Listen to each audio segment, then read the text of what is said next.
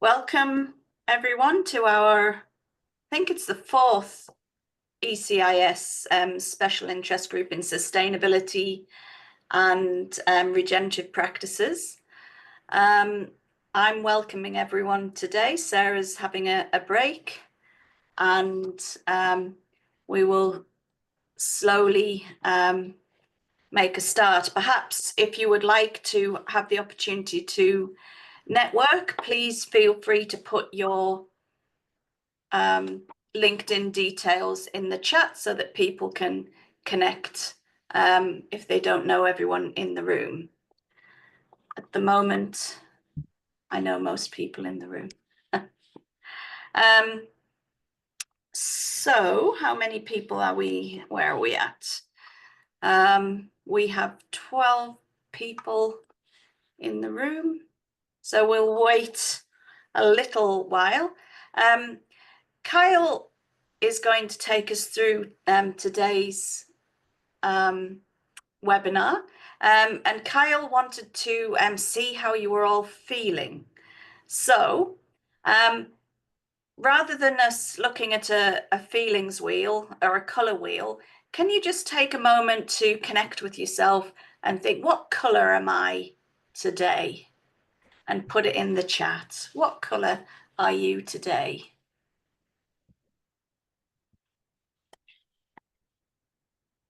Let's see. Oh, what color am I? I'm a very pale green, I think, today. I'm a little bit tired. I was just thinking the same thing. A little bit of orange. I'm green. Turquoise, a darker shade of pale. All right, very funny. Nice one, Jan. Dykstra, yeah. Green and orange. Green, Yeah. of course, we would have to be green today. We're up to 15 participants. Green. Well, of course, we're all green, aren't we? I can't choose just one today. It's been up and down. Yeah, I did have that problem as well, Jed. I have been really out of my comfort zone today, engaging in a corporate world. So yellow, but getting brighter. I love that optimism, Ethan. Thank you. Kaleidoscope is also possible, Daniel. Absolutely. Nice. And green with a hint of yellow. I hope that's an optimistic hint of yellow. Okay, so maybe Kyle, I'll hand it over to you now. Right. Let's go. Is everybody ready?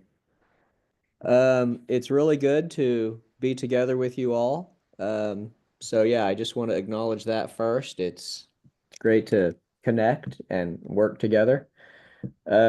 Our purpose today is to talk about student-led recycling at ISD, and how we do it here and what we do it, and why it's such a powerful tool for learning and leadership and service, and action and connection and community. So really, really a lot more than just colored bins. And so I'm a little bit obsessed with it probably. I wonder if one day I will move on from waste management. But at the moment, it continues to, teach me just so many lessons as far as systems thinking goes, and on and on. So let's go. I want to share my screen. How do I do that actually? So can share screen. Sorry, I actually don't know how to share screen. Oh, share. It's right in the middle where it says share, right? Yep. Yeah, and what exactly will I share? Yeah, that one. Okay, just a second. You can see my LinkedIn, but I need my slideshow, so just a second. There we go. That's the breakout. Good. Okay, here's my cover slide. Now we're ready. And let me hit slideshow. Good. Okay. Can everybody see that yet? It's just loading, but we see it. Yeah, there we go. Super. Okay, here we go. More than just bins, the benefits of student-led recycling. The picture you see here is one I think captures a lot of things that are going on. That's a student emptying the blue paper bin that is in classrooms into the big paper bin, which they roll through the halls to collect the whole building's paper. And so it's just sort of a movement that happens in the middle. Um, and yeah, we'll get into all of that in a moment. But yeah, there's a lot to share, so I'm going to try to go quickly. I guess the big why of it is student empowerment.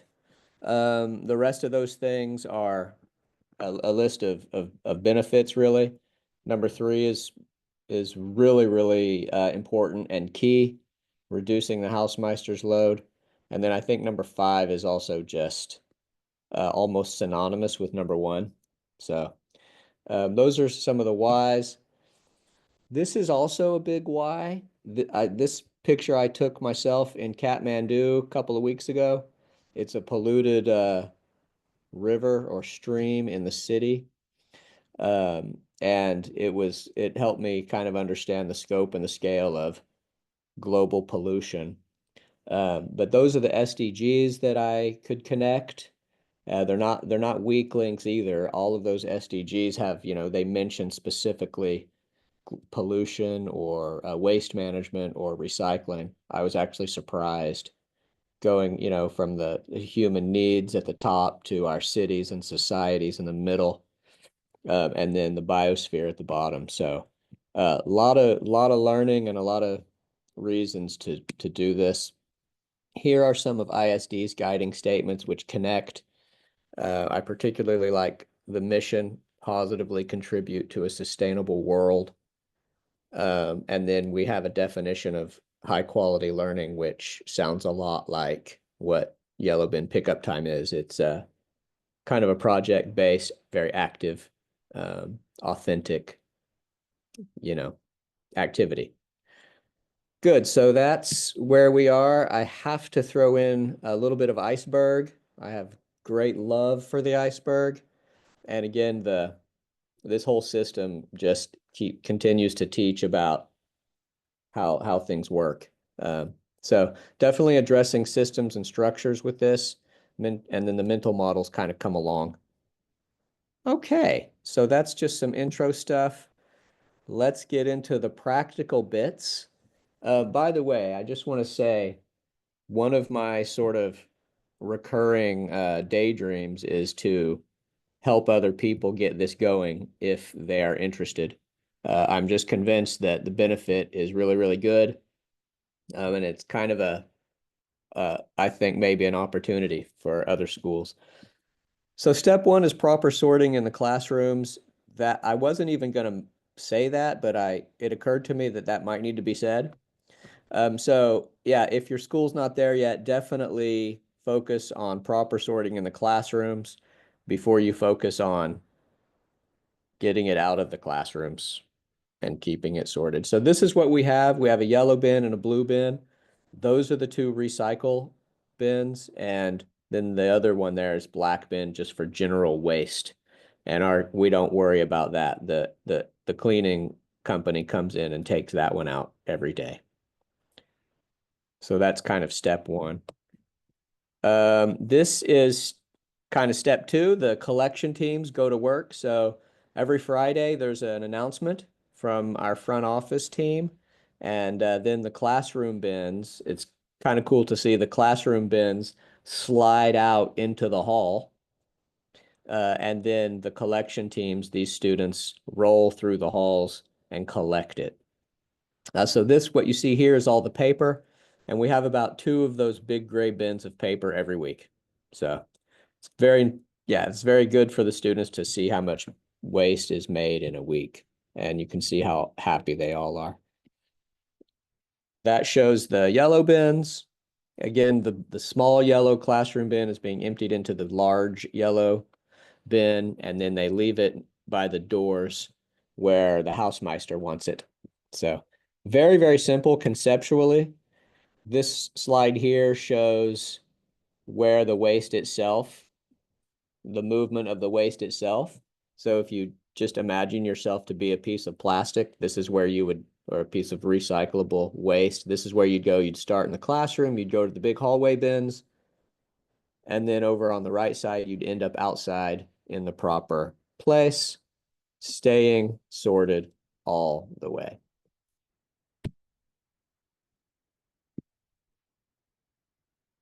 It's like, there we go. So this slide kind of describes what the students themselves do. Number one, there's an announcement. We call that the Bing Bong from Miss Oliverio. And then the students inside the classrooms place the bins out in the hall.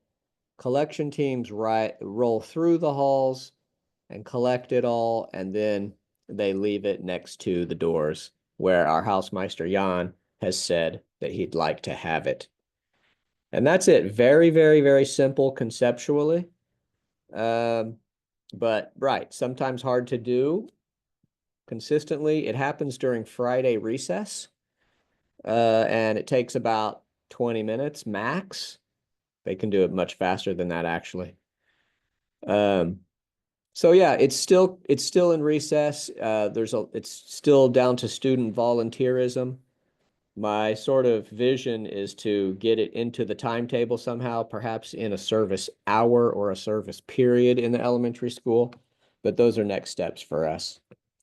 Now I think I have some, yeah, so these are some examples of the student lists and some of the guts that I copied this over straight from my working document.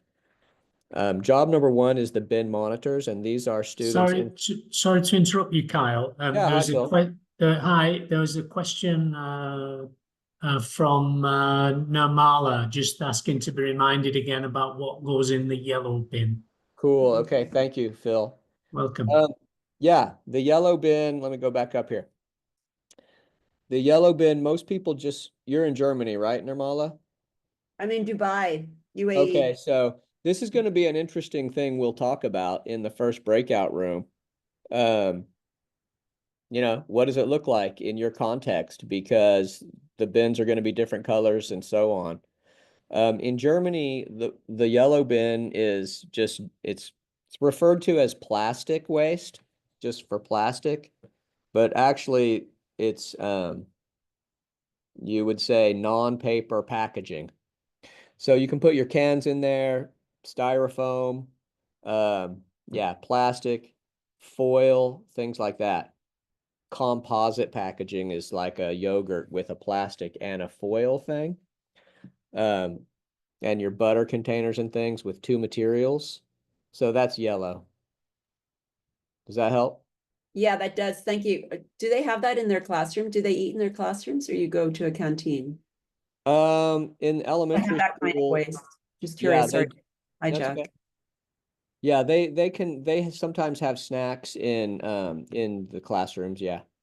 Okay. Yeah, elementary classrooms produce more waste and more packaging, I think, than senior school. That's another thing I'm interested in. If there's people in a senior school, like what kind of waste or how much or how little. Good. Okay, thanks, Nirmala. So yeah, this is the bin monitors, and that's what it looks like. And then job number two is the actual collection teams of students, and those also have lists. We visit classrooms with the students and sign the students up if they're interested. These are grade 3 students who have said, yes, I want to help, and they can join as trainees. It's really quite sweet. We also have a really, really enthusiastic army of grade 2 students, and I picture them as those little fish that follow sharks in the ocean. They just float next to the bins, rolling through the halls. And Yeah, some of them, of course, they can jump in and help too. It's really sweet. You'll hear some of their voices here in a moment. How am I doing on time? Okay, I'm gonna go quickly. And then this is the collection schedule itself, I suppose. We're currently in this red, whoops, sorry. We're currently in this red block. May 16th is this Friday, is the last collection of the red block. And then starting next Friday on May 23rd, we'll have a whole new set of kids. So that's how we do it now. We rotate students in and out because there's so many who want to be involved. Yeah. Does that make sense? There is some benefit to just having like one core team that does it all year long. They get great at it. They're experts, and I've done that as well. But at the moment, yeah, we're rotating because there's so many who want to participate. And that's pretty much it. As far as the nuts and bolts go, it's pretty simple conceptually, but you just got to implement, and it gets very operational. There's a lot of students and schedules, logistics, and so on. I want to show you this video. This is from a grade 7 student, a senior school student who made a video about it for a media project.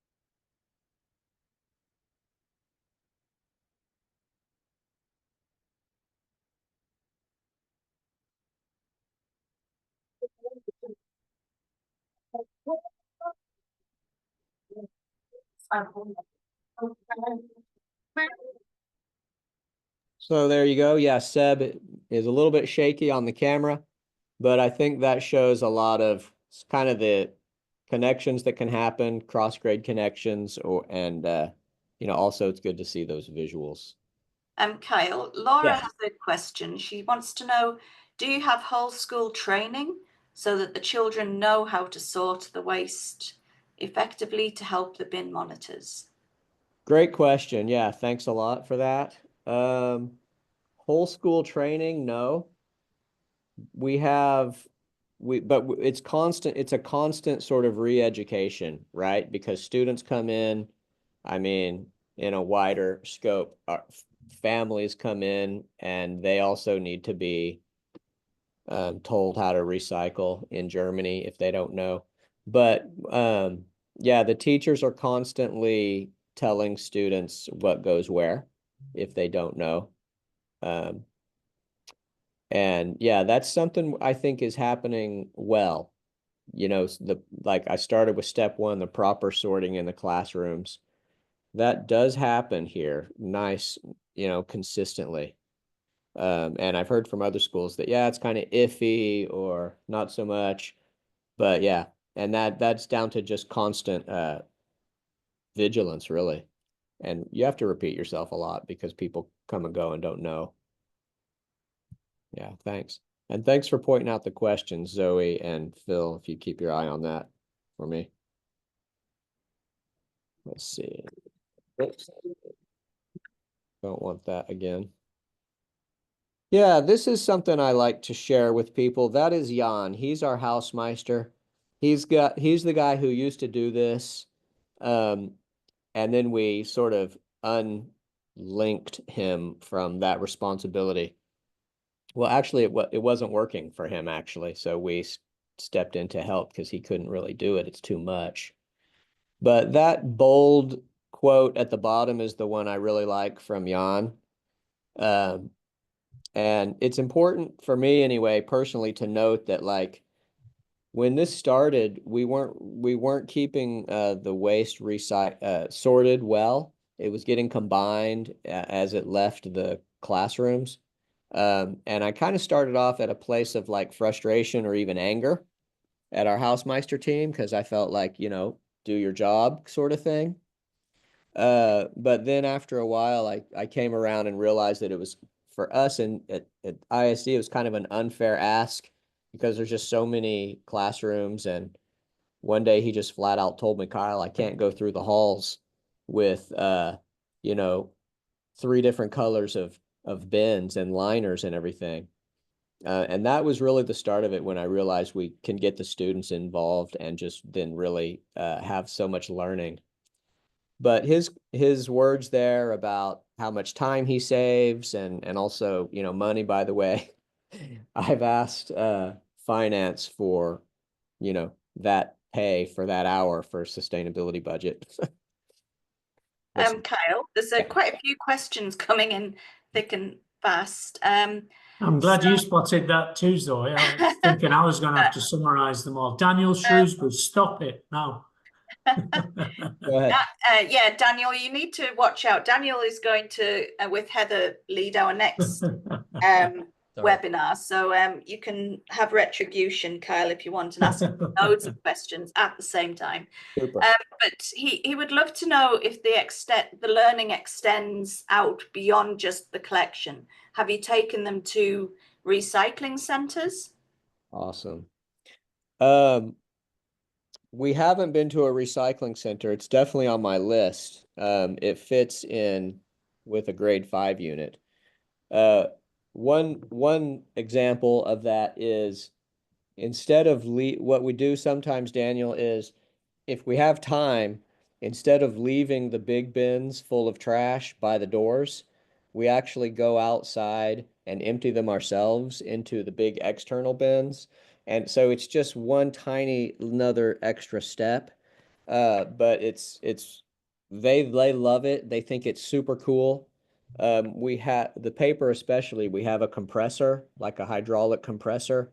And, you know, the gray bin goes and it lifts it up and dumps it and shakes it. And then it compresses it.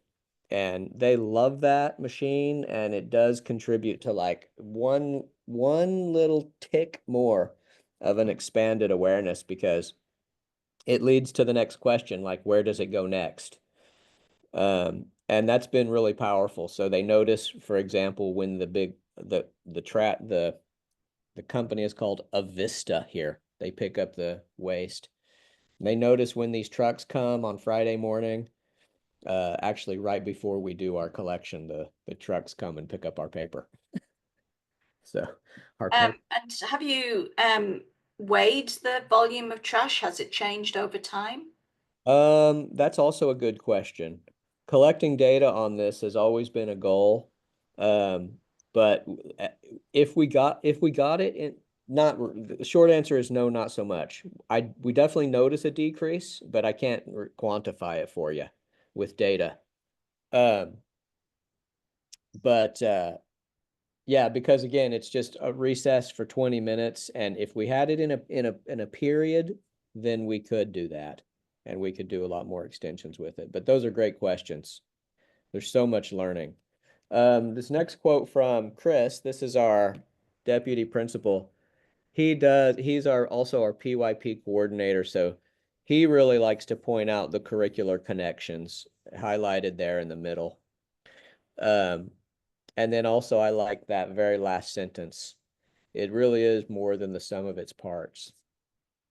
But Chris also facilitates the collection on Friday. So his involvement is, you know, influential, and a really, really good model of another adult getting involved. Another colleague, Lauren, who teaches elementary art, is the other person who has volunteered to facilitate that. So they just kind of walk through the halls with kids, give them the elevator key when they need it, and so on. So, and let's see here. You guys want to hear some actual student voice? Let's go to grade 2.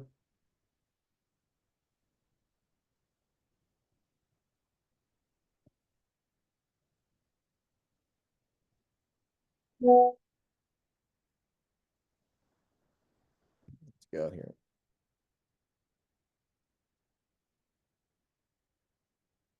It's coming. This is grade 2, Eliseo and Amelia. Have you tried Yeah, asking? up the earth, sent everybody throws garbage everywhere, and they don't want to pick it up. It's bad for the environment, and if we don't have plants, we can't survive. Thank you. Amelia? Yeah, because if you throw too much garbage all over the planet, we won't have fresh air and people won't exist. That's why we need trash free to help the world and save the world. So you better be proud if you're in green team. You said you better be proud if you're in green team. I love that. So yeah, let's see. I think I'd like to share with you also grade 4.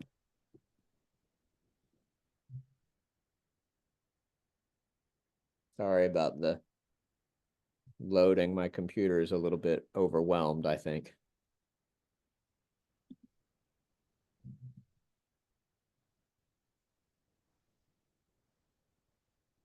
It's coming. Because I want to help the earth as much as possible, and I don't want to see trash on the ground anymore. Great. The reason I do Yellow Bin Pickup Time on Fridays is that it helps us understand that what we have to do for the International Fest and our other community events, and to help the earth as much as possible. Okay, thank you. Great job. Okay. There's also grade 3 and grade 5 students. For me, those student voice are really, that's why I do it. To me, it's kind of like a mandate to keep going.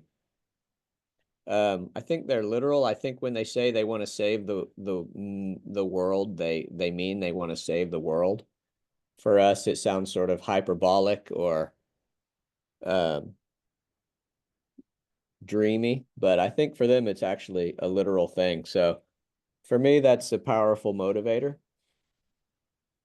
I would say, Kyle, that doesn't go away. I talked to one of my alumni students today. She's 28. Yeah. And I was interviewing her for our newsletter, and that's still there. She still wants to save the world. So we get them young, and like hopefully we'll make a better place. Yeah, awesome. Thanks. We Well, do have another question before we go to the breakout room. So that there was something. Is any recycling dealt with in school? I think you told me that there was about your crafting and.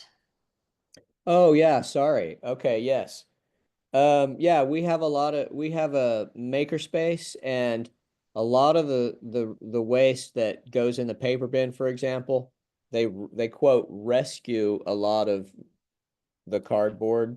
Basically, we stock our makerspace from cardboard from, the yellow bin, the paper bins. Um, they rescue other things like lightly damaged PE cones or lightly damaged plastic trays. Yeah, so it's seeing all the waste, it makes them ask questions like, for example, why is this thing trash? Who threw this away? And it leads to the kind of stewardship that they reduce and develop those attitudes, which is definitely one of the benefits.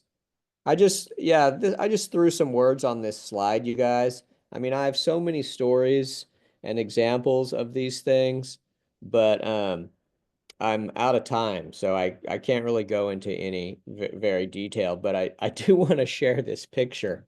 This is David O'Kane, our music teacher, and so I just love this picture, and it's a little bit of joy from a student getting involved, or sorry, from an adult getting involved with it. He's giving the empty bins back to, that's Jaden in grade 4. He's 7th grader now. But yeah, there's really all of these benefits and more to doing this. And then the last thing I'll say is that this concept is scalable.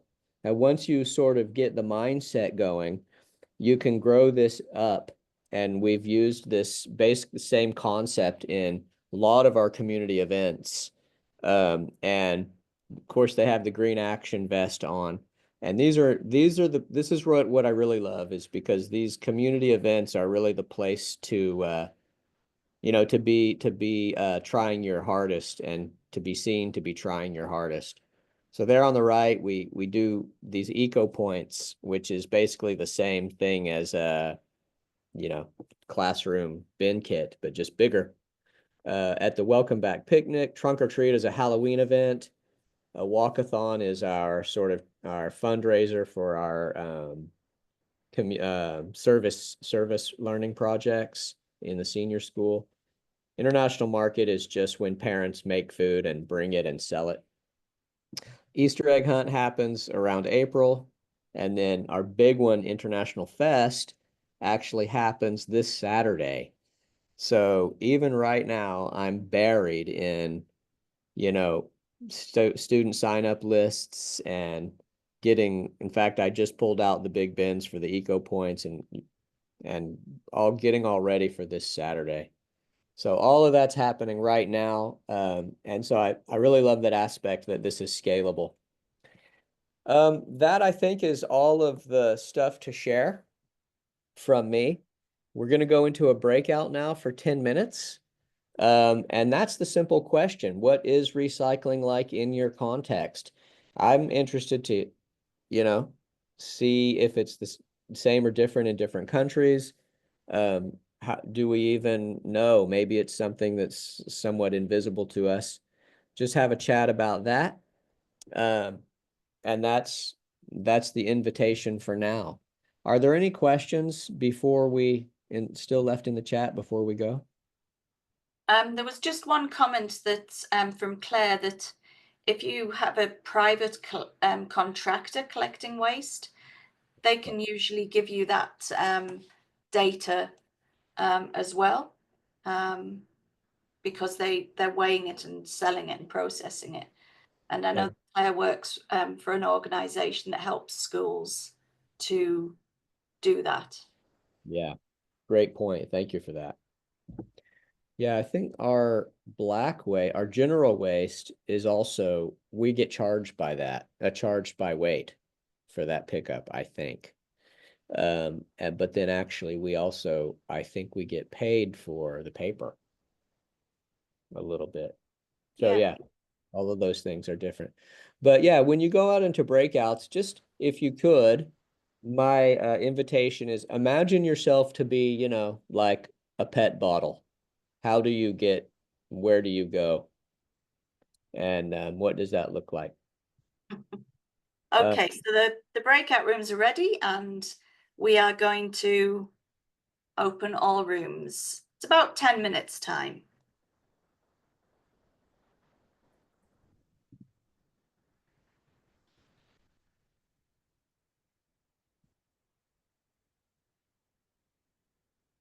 Oh, can you stop sharing, please?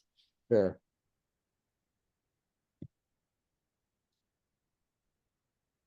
Oh, stop share. Yeah, okay. I can't see if people have gone or not.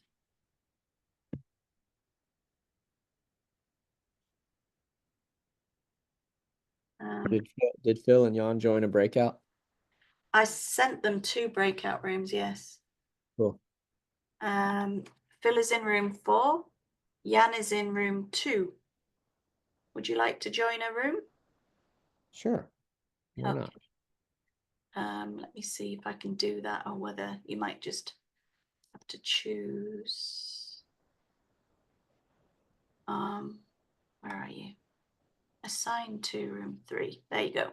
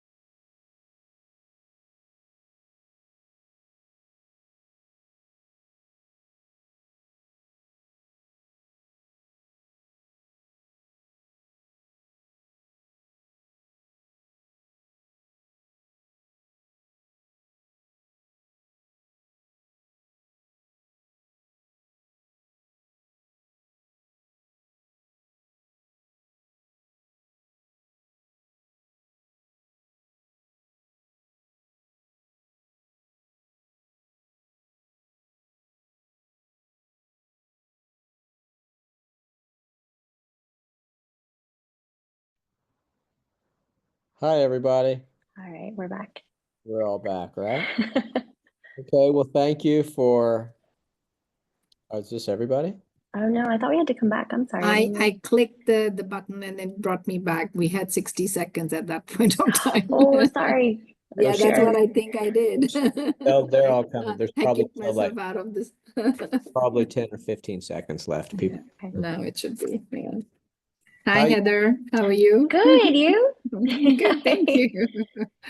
So Heather and I are part of the Sustainable Development Advocates Yeah. team. No, So- it's good you were Yeah. able to come to this, so yay. Yes. Awesome. All right, everybody. Well, thanks for having a chat and connecting with each other. I hope it was somewhat useful or interesting to talk about different contexts. Would anyone like to share what was a takeaway or something unexpected or something expected? Can I share?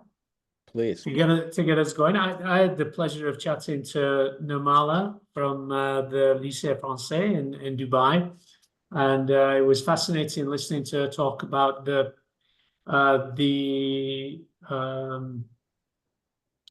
challenge of maybe not being certain where the waste that one encourages children to separate and collect, not knowing where that might go afterwards, and not being certain that somebody isn't just taking all the different coloured bins and just emptying them all into a big black bag. And I think, Namal, if I understood correctly, I think where we ended up was, in terms of getting something moving, just go ahead and do it, even if you're not sure what happens to the rubbish once it's been separated out and collected by the students. Just get into the routine, if you can, of student-led recycling, and along the same lines that you've set up in Düsseldorf, because that weekly practice, that weekly routine of collecting the rubbish is the necessary first step. And as soon as that gathers momentum, then you might have the capacity to ask the questions, okay, we're doing all this work, where is all this stuff going? And so not to worry too much about what is happening after, and to think of that as a barrier to actually getting moving and doing something now. Just get up and get on with it, do it, set it up, and then explore, what happens next. Did I capture that well enough, Normala? Yes, yeah, precisely. Just get it started, get it going. So for sure. I had one other question. This is just going to interrupt, but it still is about waste.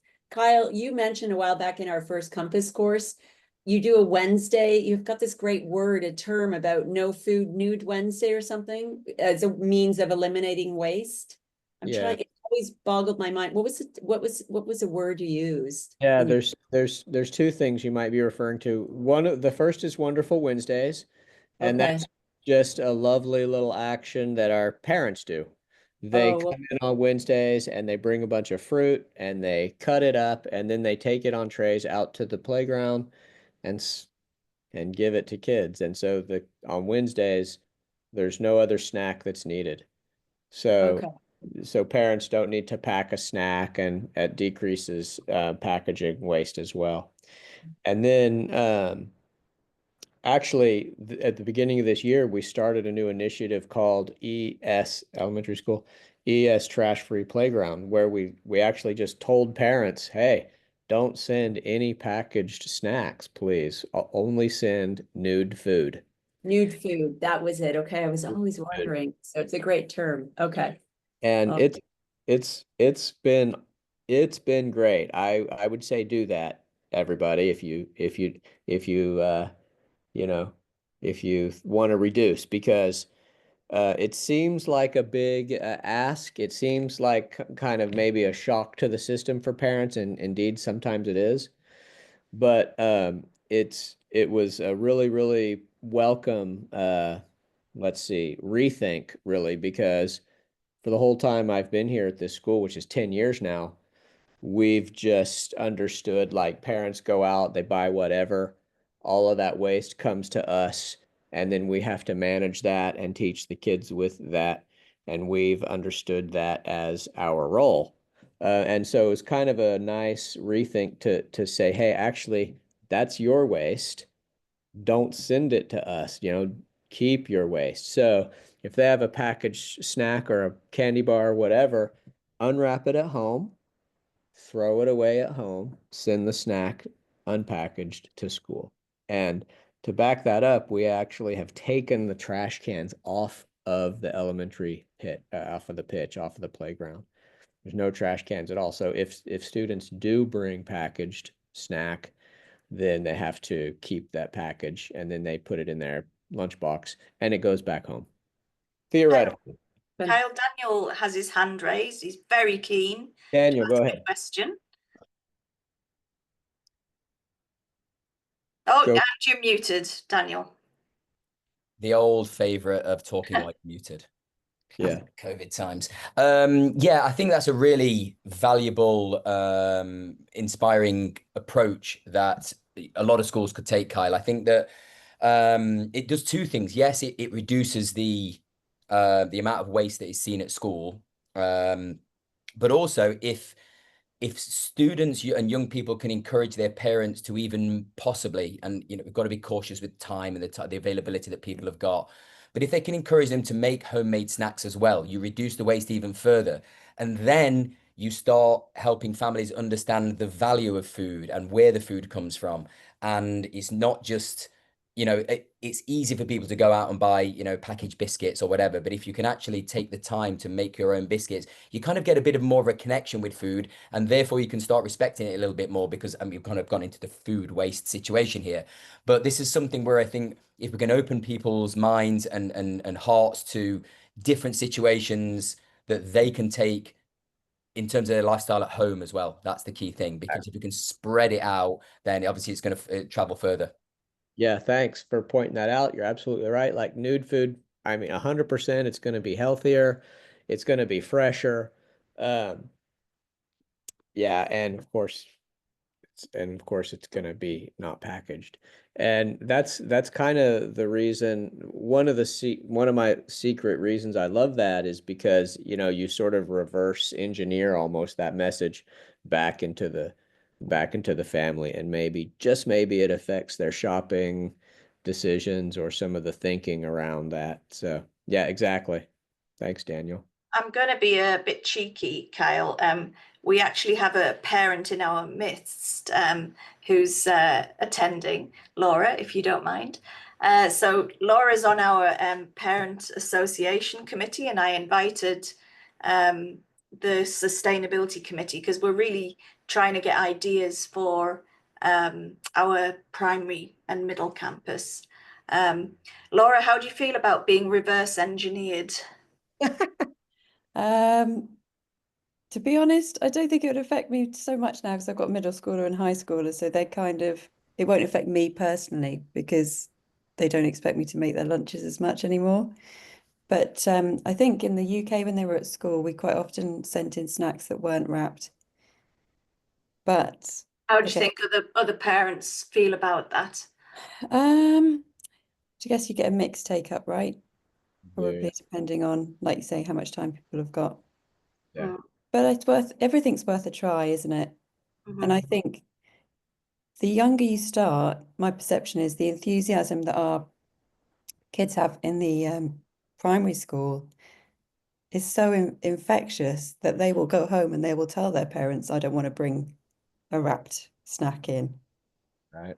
So definitely start early. Yeah, one thing we talked about in our group, our breakout room there, was how it's so much easier with the little ones. Just developmentally, they want to contribute.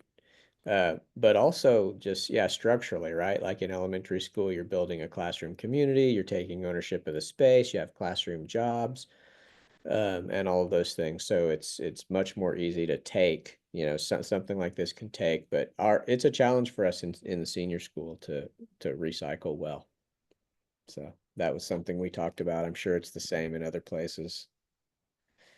Sonica would like to comment or ask a question. Yes. Yes. So how do you monitor? Is there any group like any, like we have in our school. I'm from the New Delhi British School. So I'm community service coordinator here. So like how we monitor here, we have a vertical articulation of entire process. So the little ones can go to the senior school, or the senior school can always come down to the juniors and ask. So is there any such kind of articulation, vertical articulation at your place? Wow. First of all, thank you for joining us from New Delhi, right? Yes. Super. Yeah, you know, actually at our school here, we have an actual physical city street separating the elementary school and the senior school. It's a road that goes through our school, our campus. So those kinds of connections are a little bit harder. At the same time, I try as much as possible to connect the cross age, you know, projects, and it does happen. So, for example, I'd mentioned that the International Fest takes place this Saturday. It's coming. And we have some 6th and 7th graders who are in charge of all the student signups. So, for example, they've come over the road to this side and visited all the elementary classes and talked to the students and signed up names. And there a lot of great connection and a sort of authentic, like, yeah, good connection in that way. But as far as like a vertical articulation that you mentioned, no, I'd like to hear more. It sounds nice. I can go on and on that then. I may say I pioneered it. So, Back in 2016, we started with the paper recycling, and I must say that on every 100 kgs of recycled paper, we used to get 1 tree plus 20 of any kind of items, including, I quickly grabbed one. This is a pen stand, recycle. All this trash paper has got into this beautiful thing. Not only this, but we also get jotters and all. So we started in the primary school first, how we segregated paper in different categories. Then we collaborated with a company which was just emerging, like a home startup. Now that company has gone fully, you know, what you say, corporate. Let's put it that way. So any paper that we send out of our school also comes back to us, and whatever products we ask them to prepare for us, may it be seed pencils, may it be those conference pads, may it be the pen stand that I just showed you, or slip boxes, post-its, many things, even the folders they create for us, we use it in our school. Not only that, they give us one plant for free, and we have put those plants in our garden and it flourishes. So our senior school got inspired by this, and they also wanted to become an eco warrior. So our young children actually explained the whole process to them, and today the whole school is doing this as you know, one entity, one group. Not only that, but you know, recent pilot project that we started, like you talked about nude food. So what we did was there were a lot of peels, and you know how we serve fruits and vegetables in our cafeteria, like raw salads and all those things. Whatever is left out is collected at the end of the day, which is measured, it's weighed, and we want to track how much did we waste today. So that's a big question on the whiteboard that goes in the cafeteria. And it has, you know, remarkably reduced because children are seeing it. And we talk about SDGs, and we talk about zero hunger, and we through assemblies. We've been addressing these issues, and we've been showing them the live pictures of the world, how they struggle. So we, the privileged ones, do not have the privilege to waste, was the message which was sent very strong. Now, this is the 3rd week that I tried composting in the school. Believe me, today we saw worms. okay. So it's a good progress, I may say. And it's a success story, which I'm very happy. And what a day to have that kind of a CPD today to share with you all. Nice. Thank you, Sonika. I'm afraid that we're out of time, and we need to draw this to a close. Kyle, do you have any closing thoughts?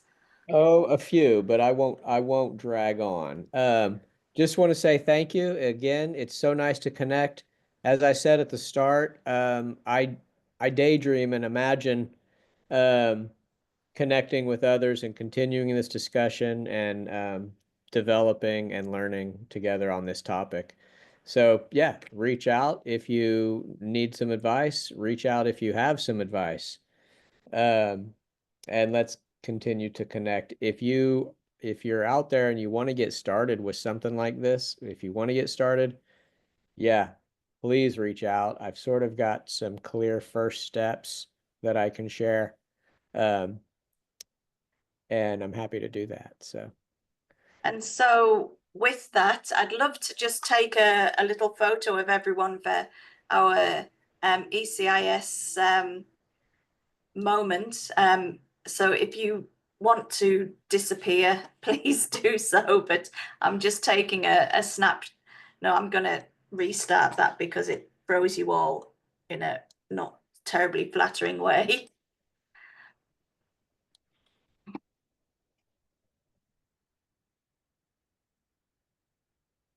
I'm not sure whether that was flattering either. Wasn't to me, but never mind. What do I matter? So thank you all very much. We will be back in the beginning of June, and Daniel and Heather are going to share their experiences of the Change Now conference in Paris and their work that they're doing in the International School of Paris. So thank you very much and have a great evening, continuation of the day. Thank you, team.